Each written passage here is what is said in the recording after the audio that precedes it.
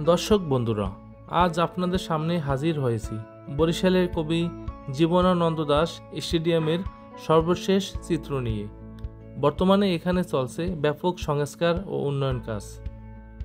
গ্যালারিতে দুপাশে কিছু অংশ নতুন ছাউনি বসানো শেষ হয়েছে, আর দর্শকদের জন্য প্রায় 16,000 চেয়ার বসানোর কাজ চলছে। আধুনিক প্যাভিলিয়ন ও মিডিয়া ব্লকের প্রায় অর্ধেক কাজ শেষ হয়েছে। মাঠে লাগানো হচ্ছে নতুন উন্নতমানের ঘাস এবং অত্যাধুনিক ড্রেনেজ ব্যবস্থা, যাতে বৃষ্টির পর অল্প সময়েই খেলা শুরু করা যায়। পাশাপাশি পুরনো ফ্লাড লাইট সংস্কার করে নতুন আলোর ব্যবস্থা করা হচ্ছে, সাথে বৈদ্যুতিক সাবস্টেশন আর লোহার গেটের কাজও এগিয়ে চলছে।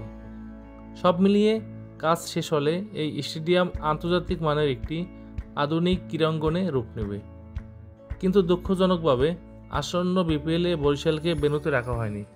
সংস্কার কাজ অসম্পূর্ণ থাকায় ম্যাচগুলো অনুষ্ঠিত হচ্ছে ঢাকা, চট্টগ্রাম আর সিলেটে।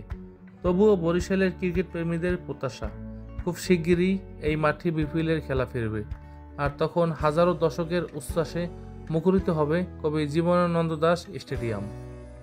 দর্শক বন্ধুরা, আপনারা যদি এই আপডেট ভালো মনে করেন, লাইক, কমেন্ট আর শেয়ার করতে বলবেন না। আর আপনাদের মূল্যবান মতামত অবশ্যই জানাবেন। পরবর্তীতে কী নিয়ে কীভাবে ভিডিও করলে আপনারা খুশি হবেন।